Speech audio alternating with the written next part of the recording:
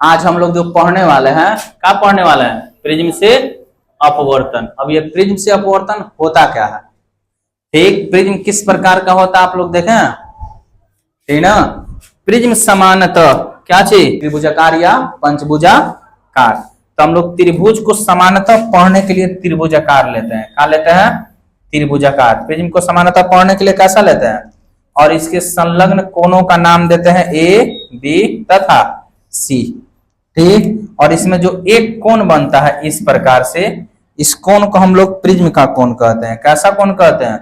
Prism का कोण। इस कोण को क्या कहते हैं? प्रिज्म का कोण कहते हैं। क्या कहते हैं? प्रिज्म का कोण। और इसे समानतः एंगल ए से सिद्ध करते हैं। कोई पूछे कि प्रिज्म होता कैसा है, तो प्रिज्म समानतः त्रिभुजाकार बनाते हैं हम लोग। कैसा बनाते हैं? त्रिभुजाकार। कैसा बनाते हैं? त्रिभुजाकार। या प्रिज्म पंचभुजाकार होता है। कैसा होता है? पंचभुजाकार होता है। क्लियर है? ठीक। अब प्रिज्म दोनों साइड से पारदर्शी होता है। क्या होता है? पारदर्शी का मतलब क्या चीज? आर पार दिखे। पारदर्शी समझ रहे हैं लोग ना। ठीक, माध्यम कितने प्रकार के होते हैं? 3 प्रकार के, पारदर्शी, अपारदर्शी और पारभासी। पारदर्शी माध्यम किसे कहते हैं? वह माध्यम जिससे होकर प्रकाश आर पार जाए। ठीक, आर पार गुजर जाए, उसे पारदर्शी माध्यम कहते हैं। अपारदर्शी माध्यम वैसा माध्यम जिससे होकर प्रकाश आर पार न जाए। ठीक, पारभासी माध्यम किसे कहते हैं? वैसा जिससे प्रकाश का कुछ भाग आर पार जाए, कुछ भाग आर पार न जाए। तो प्रिज्म कैसा माध्यम होता है? प्रिज्म कैसा माध्यम होता है? तो प्रिज्म एक पारदर्शी, कैसा? पारदर्शी माध्यम होता है। बात क्लियर? और प्रिज्म किस चीज का बना होता है? तो हम बोलेंगे प्रिज्म कांच का बना होता है। किसका बना होता है? कांच का। अब प्रिज्म का परिभाषा समझेंगे हम। प्रिज्म होता क्या है? प्रिज्म कहते किसे हैं? ये सारे के सारे प्रिज्म हैं, देख रहे हैं आपको। ठीक, कांच का कोई त्रिभुजाकार या पंचभुजाकार टुकड़ा प्रिज्म नहीं कहलाता। इस बात को ध्यान रखिएगा। इन्हें के त्रिभुजाकार या पंचभुजाकार शेप में काट दिए ना हम, तो वो क्या कहलाएगा? प्रिज्म। जी नहीं। ठीक, कांच का, ध्यान सुनिएगा इधर, किसका? कांच का। ठीक, त्रिभुजाकार या पंचभुजाकार टुकड़ा जो पारदर्शी हो। क्या हो? पारदर्शी हो। पारदर्शी का मतलब आर पार दिखे, तथा जिससे प्रकाश का वर्ण विक्षेपण की घटना संभव हो। कौन सा विक्षेपण की घटना? है जो देखिए, यह एक प्रकाश आ रही है। इस प्रकाश को श्वेत प्रकाश कहते हैं। कौन सा प्रकाश कहते हैं? श्वेत प्रकाश। कौन सा प्रकाश? श्वेत। श्वेत का मतलब सफेद नहीं, ध्यान समझिएगा। श्वेत प्रकाश का मतलब हमको क्या समझना? सफेद प्रकाश नहीं। श्वेत मतलब सूर्य का प्रकाश। किसका प्रकाश है? सूर्य का प्रकाश। सफेद का मतलब सफेद नहीं का जी। श्वेत का मतलब किसका प्रकाश? सूर्य प्रकाश। ठीक, इसलिए श्वेत प्रकाश कहलाती है। जब श्वेत प्रकाश किसी प्रिज्म से गुजरेगी तो यहाँ प्रकाश का अपवर्तन होगा। एक अपवर्तन के कारण एक घटना घटित होगी। उस घटना को हम लोग कहते हैं प्रकाश का वर्ण विक्षेपण। का चीज? प्रकाश का वर्ण विक्षेपण। बात समझ में आ रहा है आपको? प्रकाश का वर्ण विक्षेपण क्या कहते हैं? ठीक, इसे इंग्लिश में बोलते हैं डिस्पर्सन ऑफ लाइट। बात क्लियर है ना? ठीक, प्रकाश का वर्ण विक्षेपण। तब प्रिज्म किसे कहते हैं? कांच की बनी वैसी वस्तु जिससे प्रकाश का वर्ण विक्षेपण की घटना संभव हो, उसे क्या कहते हैं हम लोग? प्रिज्म कहते हैं। क्या कहते हैं? प्रिज्म कहते हैं। कांच की कोई वस्तु प्रिज्म नहीं कहलाती। यानी कांच के त्रिभुजाकार या पंचभुजाकार वस्तु को प्रिज्म कहते हैं? जी नहीं। इस शीशा जो था हमारे घर के खिड़की में भी शीशा लगता है। तब जब सूर्य का प्रकाश उस शीशे से आता है तो 7 रंग में दिखाई देता है? नहीं देता है। समानतः सूर्य का प्रकाश यानी श्वेत प्रकाश ही दिखाई देता है।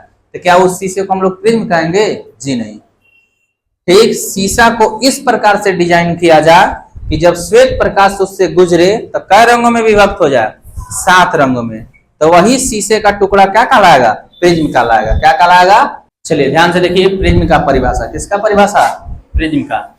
जितनी बातें प्रिज्म में समझाया गया यहाँ पे यही परिभाषा में भी बताया जाएगा। बात क्लियर है? ठीक। प्रिज्म किसे कहते हैं? कांच की बनी ऐसी पारदर्शी वस्तु, जो यहाँ भी बोला गया ना, क्या होता है? त्रिभुजाकार। तो त्रिभुजाकार का मतलब कितने भुजा? 3। पंचभुजाकार, पंचभुजाकार का मतलब कितने भुजा? 5। क्लियर है? तो कांच की बनी ऐसी पारदर्शी वस्तु जो 3 फलकों या 5 फलकों से क्या हो? घिरा हो, तथा जिससे क्या बताया गया है?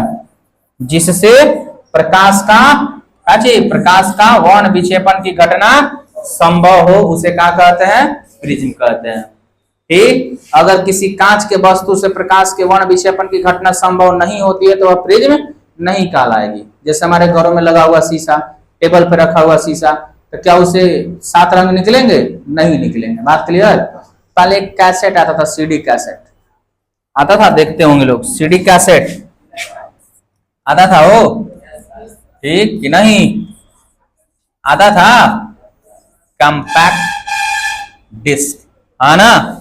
सीडी देखे हैं लोग, फिर डीवीडी आ गया, देखे हैं लोग? हाँ बोलिए, देखें ये सब, ठीक ना? तो कॉम्पैक्ट डिस्क जो आता था वो फाइबर का बना होता था और उसमें फिल्में होती थी। अब फिल्म का मतलब यही मत समझ लीजिए, सिनेमा। फिल्म का मतलब होता था, ठीक, रेडिएशन निकालने वाले रंग जो विभिन्न प्रकार के चमकते थे। ठीक, धूप में से कर दीजिएगा, देखिएगा फिल्म बनेगा। फिल्म का मतलब एक पट्टी हो गया, 7 रंगों की पट्टी, ठीक ना? फिल्म का मतलब सिनेमा ना समझने लगे यहाँ पे, ठीक। जो 7 रंगों की पट्टी बनती है इसे क्या कहते हैं हम लोग? फिल्म कहते हैं। स्पेक्ट्रम, का चीज? स्पेक्ट्रम, इसी को फिल्म कहा जाता है, ठीक ना? स्पेक्ट्रम बोलते हैं। तो उस कैसेट से भी निकलता था, जो कॉम्पैक्ट डिस्क होता था या डिजिटल वीडियो डिस्क होता था, डीवीडी या सीडी, बात समझ में आ रहा? तो उससे भी निकल सकता था, लेकिन वो प्रिज्म नहीं होता था, वह स्पेक्ट्रम होता था जो 7 रंगों को क्या करता था? दिखाता था, ठीक ना? तो प्रिज्म कहते किसे हैं? ठीक ना? तो कांच की बनी ऐसी पारदर्शी वस्तु जो 3 फलकों या 5 फलकों से घिरा हो और जिससे प्रकाश का वर्ण विक्षेपण की घटना संभव, उसे क्या कहते हैं? प्रिज्म कहते हैं। और प्रिज्म के कोण को ए से सूचित करते हैं। किससे सूचित करते हैं? ए से। देखिए ध्यान से, प्रिज्म के किन्हीं 2 फलकों के बीच बने कोण को हम लोग क्या कहते हैं? प्रिज्म कोण कहते हैं। और इसे किससे सूचित करते हैं हम लोग? ए से सूचित करते हैं। बात क्लियर? अब यहाँ पे समझना होगा कि प्रिज्म से अपवर्तन होता क्या है। किससे अपवर्तन? प्रिज्म से अपवर्तन किस प्रकार से होता है, इन सभी घटनाओं को समझना होगा आपको। ठीक, क्या समझना होगा? इन सभी घटनाओं को। ध्यान दीजिएगा इधर। आइए हम लोग देखते हैं कि इस बीच में घटना क्या क्या है, कि प्रिज्म से अपवर्तन किस प्रकार से होता है। किससे अपवर्तन? प्रिज्म से अपवर्तन। अब हम लोग जो समझेंगे यहाँ पे प्रिज्म से अपवर्तन किस प्रकार से होती है, ठीक। तो प्रिज्म से अपवर्तन के लिए हम लोग लेंगे क्या? एक त्रिभुजाकार प्रिज्म। कैसा प्रिज्म? त्रिभुजाकार प्रिज्म। ध्यान से देखिएगा, कैसा प्रिज्म? त्रिभुजाकार। अब ये त्रिभुजाकार प्रिज्म से एक, अब इसका नामकरण करेंगे पहले। ये हो गया ए, ये हो गया बी, ये हो गया सी। मोस्ट इंपॉर्टेंट सवाल है कि प्रिज्म से अपवर्तन के चित्र बनाए। क्या बनाए? चित्र, ठीक। अब ये पारदर्शी होता है तो इसके किसी एक फलक पे हम लोग क्या करेंगे? श्वेत प्रकाश को गुजारेंगे। किस प्रकाश को गुजारेंगे? आप देख सकते हैं ये जो प्रकाश गुजरा, इस प्रकाश को श्वेत प्रकाश कहते हैं। क्या कहते हैं? अभी हम आपको बताए हैं कि श्वेत प्रकाश क्या होता है, बताए है ना? सूर्य के प्रकाश होते हैं। इस प्रकाश या यानी इस किरण को किस प्रकार से गुजर जाना चाहिए? इस ऐसे गुजरना चाहिए, ऐसे। इस किरण को किस प्रकार गुजरना चाहिए? इस भांति गुजरना चाहिए। लेकिन यह प्रकाश के अपवर्तन का पालन करेगा और क्या कहेगा यह? कि हम झुकेंगे किसकी तरफ? अभिलंब की तरफ झुकेंगे ना। ताकि अभिलंब है कहाँ, ये भी समझना है आप। यहाँ पर एक अभिलंब आता है, बात समझ में आ रहा? और इस अभिलंब का नाम दिया जाता है N1। ध्यान से एकदम देखिएगा, बात क्लियर? यह झुक गया, किसकी तरफ झुका? अभिलंब की तरफ। यहां बनने वाला जो कोण है यह आपतन कोण कहलाता है। क्या कहलाता है? आपतन कोण। ठीक, बुझा रहा? यह इस प्रकार से गया और इस बिंदु पर टकराया। किस बिंदु पर? यहां भी डलाएगा यह एक लंब। क्या डलाएगा? इस लंब का नाम देते हैं हम लोग N2। बात क्लियर? N1 N2। अब यहां से यह प्रकाश क्या करेगा? अपने लंब से क्या भागता है? दूर भागता है। क्या भागता है? दूर। ठीक, यहां पर बनने वाला कोण I कहलाता है, यहां बनने वाला कोण R1 कहलाता है, यहां बनने वाला कोण R2 कहलाता है और यहां बनने वाला कोण निर्गत कोण कहलाता है A, एंगल ऑफ इमर्जेंस। बात समझ पा रहे हैं आप? अगर इस रेखा को ये पीछे की तरफ बढ़ा के देखिएगा, किसकी तरफ? पीछे की तरफ, तो एक कोण आपको दिखाई देगा। क्या दिखाई देगा? एक कोण यहां बनते हुए, इसे डेल कहते हैं। क्या कहते हैं? डेल। इसी चित्र को हम लोग कहते हैं प्रिज्म से अपवर्तन का चित्र। किससे अपवर्तन का चित्र? प्रिज्म से अपवर्तन का चित्र, जो एकदम ढंग का बनाना होगा आपको। ये एग्जाम में बहुत इंपॉर्टेंट क्वेश्चन है। बात क्लियर है? अब ये सारे रेखा का नाम दे दिया जाता है। हैजा नाम दे दीजिए O, भाई बिंदु का। भाई बिंदु का नाम दे दीजिए O डैश। का नाम दे दीजिए O डैश। इस रेखा का नाम दे दीजिए BA और इस रेखा का नाम दे दीजिए क्या जी? B। बात क्लियर है? अब जो प्रिज्म से अपवर्तन का जो चित्र है, इन सारे चित्रों का नाम लिखेंगे। सबसे पहले ध्यान से देखिए, कोण A क्या है? तो कोण A को हम लोग क्या कहते हैं? प्रिज्म का कोण। किसका कोण? प्रिज्म का कोण। प्रिज्म के कोण को किससे सूचित करते हैं? A से। OA रेखा क्या है? OA, इसे आपतित किरण कहते हैं। कौन सी किरण कहते हैं? आपतित किरण कहते हैं। बात क्लियर? ठीक, कौन सा किरण? आपतित किरण। ठीक, उसके बाद यहां से यहां तक O डैश B क्या है? तो इससे हम लोग निर्गत किरण कहते हैं। कौन सा किरण कहते हैं? निर्गत किरण। कौन सा किरण? निर्गत किरण। समझ पा रहे हैं आप? ये सब पीछे अपवर्तन में पढ़ाया गया था। ठीक, अब उसके बाद ध्यान से देखिए, एंगल I को क्या कहते हैं हम लोग? आपतन कोण। कौन सा कोण? आपतन कोण कहते हैं। बात क्लियर? एंगल ऑफ इंसिडेंस, इसे इंग्लिश में बोलते हैं। R क्या है? तो अपवर्तन कोण। कौन सा कोण? अपवर्तन कोण है। समझ में आ रहा? उसके बाद एक और दिख रहा है एंगल E क्या है? तो इससे हम लोग क्या कहते हैं? निर्गत कोण। कौन सा कोण? निर्गत कोण। कौन सा कोण? निर्गत कोण कहते हैं। उसके बाद एक डेल दिख रहा है। डेल क्या है? तो इससे हम लोग कहेंगे विचलन कोण। कौन सा कोण? विचलन कोण। इस कोण पर ध्यान दीजिएगा, एकदम आगे जाके ये एकदम इंपॉर्टेंट हो जाएगा। कोण, कौन सा कोण? विचलन कोण किस प्रकार से बना है? और कुछ है इसमें? ठीक, तो एक लिखेंगे हम लोग म्यू। क्या लिखेंगे? म्यू। म्यू को क्या कहेंगे हम लोग? प्रिज्म का अपवर्तनांक। किसका अपवर्तनांक? प्रिज्म का अपवर्तनांक। प्रिज्म का अपवर्तनांक कहेंगे। बात समझ में आ रहा? ये 5 नंबर क्वेश्चन पूछता है एग्जाम के लिए, बहुत इंपॉर्टेंट है। ठीक, और यहाँ एक संबंध होता है। ठीक, किस किस में संबंध? Angle I, angle R, angle E और एंगल A में एक संबंध होता है। क्या होता है? संबंध। याद रखिएगा एकदम, रिलेशन। यह रिलेशन क्या होता है इन तीनों चारों में? तो होता है कि कोण I और कोण E जो है जोड़ के प्रिज्म के कोण और विचलन कोण के क्या होते हैं? बराबर होते हैं। इस बात को आप क्या रखिएगा? एकदम याद रखिएगा। और आप नीचे क्लास में पढ़े होंगे अपवर्तन में, ठीक, कि निर्गत कोण आपतन कोण के क्या होता है? बराबर होता है। कांच के स्लैब से अपवर्तन में वीडियो भी मौजूद है, वहां पढ़ाया गया होगा आपको।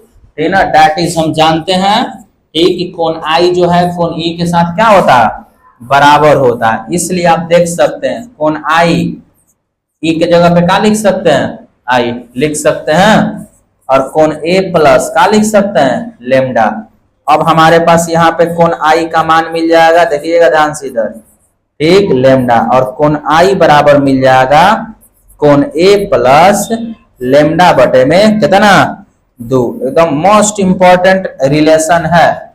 और ये जो चित्र आपको दिखाया गया, यह चित्र प्रिज्म से अपवर्तन का चित्र है। पहले तो आपको समझना होगा प्रिज्म किसे कहते हैं। काची प्रिज्म किसे कहते हैं? काची किसे कहते हैं? प्रिज्म किसे कहते हैं? बात बुझा रहा है आपको? तो ध्यान दीजिए, यहाँ पे ये प्रिज्म है। प्रिज्म का परिभाषा क्या कहता है कि कांच की बनी वैसी वस्तु जो 5 फलकों से बना हो या 3 फलकों से बना हो और जिससे प्रकाश के वर्ण विक्षेपण की घटना संभव, उसे क्या कहते हैं? प्रिज्म कहते हैं। ठीक, अब प्रिज्म के 2 फलकों के बीच बने कोण को क्या कहते हैं? प्रिज्म का कोण कहते हैं और इसे ए से सूचित करते हैं। क्लियर है? ये सारे प्रिज्म के चित्र दिखाए गए हैं आपको और प्रिज्म से अपवर्तन के चित्र हैं। किसके चित्र हैं? प्रिज्म से अपवर्तन क्या होता है, कौन क्या क्या होता है, सारा नाम दिखाया गया है। अगर ये नाम क्लियर है तो एक और घटना आती है प्रिज्म के बाद। इस घटना को हम लोग किस नाम से जानते हैं? ध्यान दीजिए, काची प्रकाश का वर्ण विक्षेपण। कौन सा विक्षेपण? प्रकाश का वर्ण विक्षेपण। अब थोड़ा सा आप समझिएगा प्रकाश का वर्ण विक्षेपण होता क्या। यहां हम बना दिए एक प्रिज्म। क्या बना दिए? एक प्रिज्म। दिख रहा है आपको? क्या बना दिया गया? एक प्रिज्म। अब इस प्रिज्म का नाम रख दे रहे हैं हम। क्या रख दे रहे हैं? ए, बी और सी। क्लियर? अब यहां से एक श्वेत प्रकाश आई। कौन सी प्रकाश? श्वेत प्रकाश। ध्यान से देखिए, दिख रहा है आपको? आती है। ठीक, तीर का चिन्ह ऐसे है, मतलब का चीज आ रही है। और इस प्रकाश को हम लोग क्या कहते हैं? कौन सा प्रकाश? श्वेत प्रकाश कहते हैं। और ये प्रिज्म के इस भाग पर टकराता है तो यहाँ एक अभिलंब होता है। अभी समझा है क्या होता है? यहाँ पे एक अभिलंब इस प्रकार से। अब प्रकाश के अपवर्तन के नियमानुसार यह अपने अभिलंब की ओर क्या होता है? झुक जाता है। झुकता है हल्का सा। ठीक, तो यहां भी एक यदि अभिलंब डाल दे हम, यहां पर क्या डाल दिया जाए? अभिलंब। तो फिर यह यहाँ टकरा कर क्या करके टकरा कर अपने अभिलंब से क्या भागेगी? दूर भागेगी। क्या भागेगी? दूर। तो ऐसे ही बार बार होते रहे। क्या होता रहा? बार बार। देखिए ध्यान से, क्या होता रहा? बार बार। ठीक, तो श्वेत प्रकाश जब बार बार अपवर्तन करती है तो इससे कुछ किरणें बाहर निकलती हैं। फिल्म काची, फिल्म मतलब रंग। काची रंग। 7 रंग बाहर निकलते हैं। कितने रंग? 7 गो। हो गया क्या? 7 गो। ठीक, अब ये 7 रंग बाहर निकलते हैं। ये ऐसे आया और इस प्रकार से अपवर्तन हुआ और कितने रंग बाहर निकले? 7। देखिए, दिख रहा है आपको? ठीक है ना? अब यहां जो अभिलंब बना है, ध्यान से समझिएगा, इस किरण को यदि ऐसे जाना चाहिए था ना, है ना, लेकिन ऐसे नहीं जाता है। वो अपने अभिलंब की ओर क्या होता है? झुक जाता है। तो इस 7 में से किसी एक को यदि हम पीछे की तरफ बढ़ाएं, कहां बढ़ाएं? पीछे की तरफ, तो यहीं पे एक कोण बनता है। यहाँ पे समझ पा रहे हैं आप? और इस कोण को हम लोग डेल्टा पढ़ते हैं। क्या पढ़ते हैं? डेल्टा। याद रखिएगा, क्या पढ़ते हैं? इसको डेल्टा पढ़ते हैं। बात क्लियर? और इस डेल्टा को हम लोग कौन सा कोण कहते हैं? कौन सा कोण कहते हैं? विचलन कोण। कौन सा कोण? विचलन कोण। समझ में आ रहा? ठीक, और ये 7 रंगों में विभक्त होती है। कितने रंगों में विभक्त होती है? यहां भी दिखाया गया है कि प्रिज्म से जब श्वेत प्रकाश जाती है तो कितने रंगों में विभक्त हो गई है? 7 रंगों में। अब ये 7 रंग होते कौन कौन है? ठीक, नाम रखते हैं। सबसे ऊपर होता है लाल। क्या होता है? और सबसे नीचे होता है बैगनी। क्या होता है? बैगनी। दिख रहा है लोग? उसके बाद होता है जामुनी। क्या होता है? जामुनी। उसके बाद नीला। बात आ रहा समझ में? ठीक है ना? देखिए क्या लिखा गया?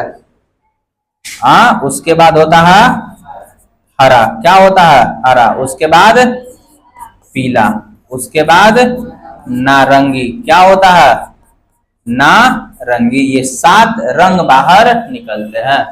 अब जरूरी नहीं है कि लाल ऊपर ही हो, अभी हम लोग आगे सीखेंगे बहुत सारा। कोनो में लाल नीचे दिखाई देगा, बैगनी ऊपर दिखाएगा। और ये 7 के 7 रंग को यदि हम एक पर्दे पर उतारें, किस पर उतारें? एक पर्दे पर। पर्दा समझ रहे लोग? ठीक, पर्दा मतलब कोई कपड़ा लगा दीजिए, बात बुझा रहा है। किस पे उतार दें? पर्दे पर। किस पे उतार दें? पर्दे पर। सातों रंगों को किस पे उतार दिया जाए? एक पर्दे पर उतारा जाए।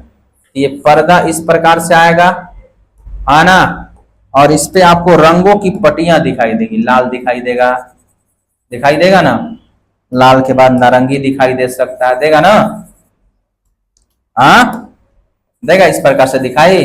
नारंगी के बाद कैसा दिखाई दे सकता है आपको? पीला दिखाई दे सकता है।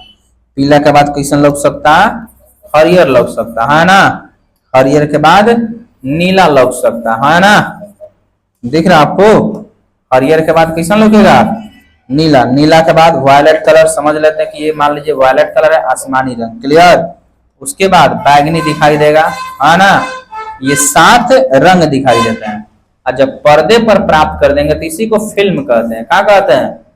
फिल्म का मतलब रंग होता है, बात क्लियर। और ये 7 रंग जब एक साथ बने तो इन 7 रंगों को हम लोग स्पेक्ट्रम कहते हैं। क्या कहते हैं? स्पेक्ट्रम। क्या कहते हैं? स्पेक्ट्रम।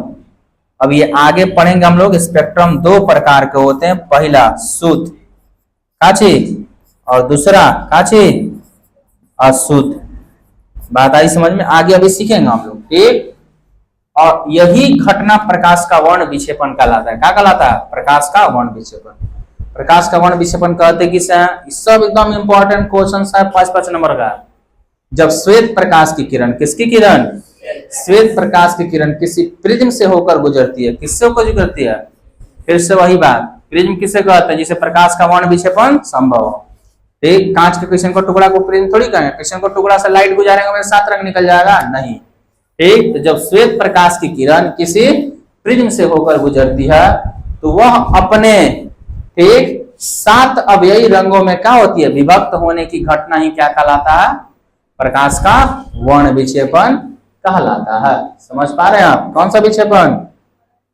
प्रकाश का वर्ण विक्षेपण। देखिए, जब श्वेत प्रकाश मतलब सूर्य का प्रकाश प्रिज्म से होकर गुजरता है तो वह अपने कई रंगों में? 7 रंगों में विभक्त हो जाता है। तो प्रकाश के 7 रंगों में विभक्त होने की घटना क्या कहलाती है? प्रकाश का वर्ण विक्षेपण कहलाती है। और ये किसकी घटना है? सारी की सारी प्रकाश के वर्ण विक्षेपण की घटना है। समझ में आया? ठीक। अब ये जितने चीज पढ़ाएंगे आपको, प्रिज्म क्या है, प्रकाश का वर्ण विक्षेपण क्या है, ये सारी चीजें आप नोट करिए।